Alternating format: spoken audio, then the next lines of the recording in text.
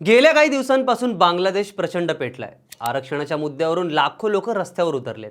त्यातच या हिंसक आंदोलनामध्ये हजारो लोकांचा जीव गेलाय। त्यातच आता बांगलादेशच्या पंतप्रधान शेख हसीना यांनी तडकाफडकी राजीनामा दिलाय आणि त्या भारतात आल्या आहेत। यानंतर बांगलादेशी आर्मीने सगळ्याच गोष्टींचा ताबा घेतलाय। शेख हसीना गेल्या 20 वर्षांपासून बांगलादेशच्या राजकारणात एक तगड्या नेत्या होत्या, मात्र आता त्यांच्यावर देशातूनच बाहेर जाण्याची परिस्थिती उद्भवली। या शेख हसीना आणि त्यांच्या कुटुंबियांसोबत एक घटना घडली होती। ही घटना इतकी भयानक होती की जर शेख हसीना बांगलादेशमध्ये असत्या तर कदाचित त्या जिवंत राहू शकल्या नसत्या। काय घडलं होतं त्यांच्या कुटुंबियांसोबत? यावेळी शेख हसीना कुठे होत्या? 1975 हे साल बांगलादेशी इतिहासातलं सर्वात दुर्दैवी वर्ष काय? हे सर्व जाणून घेऊया या व्हिडिओच्या माध्यमातून। नमस्कार, मी सागर जाधव आणि तुम्ही पाहताय गाजावाजा।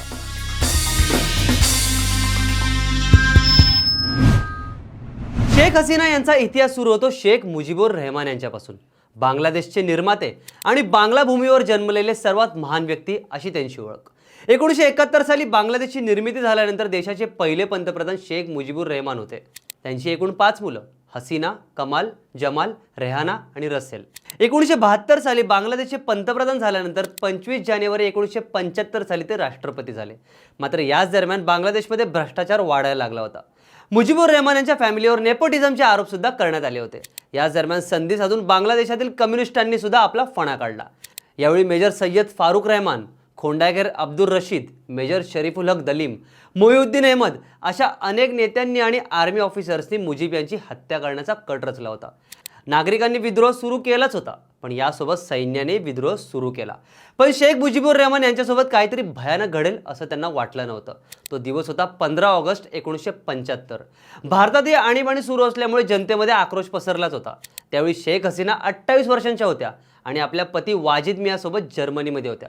त्यांच्यासोबत त्यांची बहीण शेख रेहाना सुद्धा होती। बांगलादेशमध्ये वातावरण चांगलं नसल्यामुळे त्यांना जर्मनीमध्येच थांबण्याचं सांगण्यात आलं होतं। यावेळी राष्ट्रपती असलेल्या शेख मुजीबुर रहमान यांच्या घरावर अचानक बांगलादेशी आर्मीने हल्ला चढवला। मेजर हुडा यांच्या नेतृत्वात फर्स्ट आर्म डिव्हिजन आणि बंगाल लान्सर्सच्या टीमने हल्ला केला। यावेळी मुजीबुर रहमान यांच्या सिक्युरिटीने सुद्धा त्यांना रोखलं नाही। घरात स्वतः शेख मुजीबुर रहमान, त्यांची पत्नी, त्यांचा लहान मुलगा रसेल, त्यांचे 2 मुलं जमाल आणि कमाल, 2 सुना, भाऊ शेख नासेर आणि त्यांचे नोकर आणि इतर पोलीस अधिकारी असे सर्व होते, फक्त शेख हसीना आणि शेख रेहाना यांना सोडून। गोळ्यांचा आवाज ऐकून शेख मुजीबुर यांनी आधी आर्मी चीफ जनरल शफीउल्ला यांना फोन केला होता। ते म्हणाले होते की तुमची आर्मी आमच्या घरात घुसली आहे।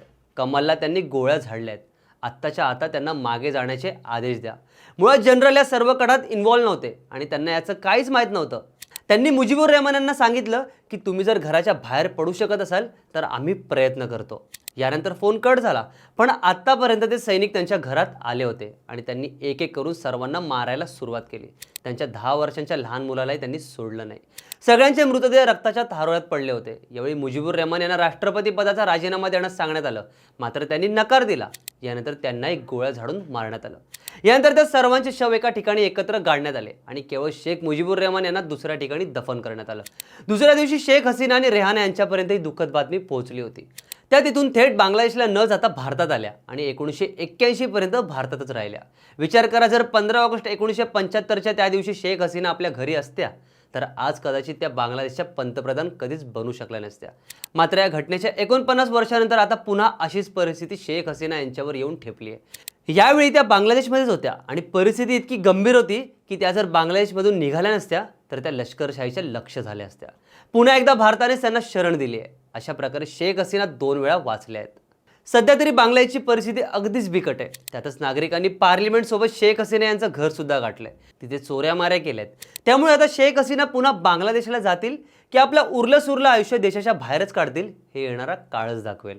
आंतरराष्ट्रीय स्तरावरील अशाच घडामोडी जाणून घेण्यासाठी गाजावाजाला लाईक, शेअर, फॉलो आणि सबस्क्राईब करायला विसरू नका।